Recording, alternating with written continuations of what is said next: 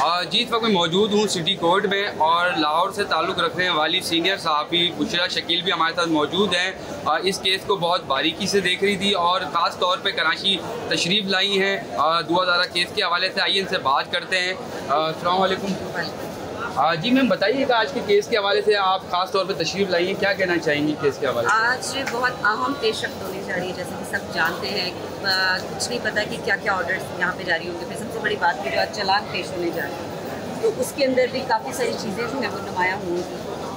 Offences जो है वो भी पता है, हो सकता है मज़ीद लगते हैं, ठीक है ना। तो अभी बहुत कुछ आज के साथ। अच्छा, इस केस को आप देख रही थी बहुत बारीकी से, तो क्या समझती हैं इस केस के हवाले से? आपने बहुत ज़्यादा काम किया है इस केस के हवाले से लाहौर के अंदर, तो आप देख रही थी, थोड़ा सा डिटेल बताएंगी, हमें अपडेट बताएंगी जो आपने रिपोर्ट की है अब तक की दुआ दारा केस को। तो आप एक सीनियर सहाफ़ी भी हैं, तो क्या समझती हैं इस केस के हवाले से? अब ज़हीर ने भी बेल ले ली है और दुआ दारा जो है वो भी दारुल अमान चले गई हैं, तो क्या कहना चाहेंगे इस केस के हवाले से? देखिए, जो इन्होंने बेल ली है वो जलील होके लिए, कभी कहीं जा रहे हैं कभी कहीं जा रहे हैं, तरले कर रहे हैं, मिन्नतें कर रहे हैं हमारी जान बचा लें, लेकिन इनकी जान बचनी नहीं है, ठीक है। दुआ की रही बात, वो दारुल मान में है तो अब अल्हम्दुलिल्लाह वो सेफ है।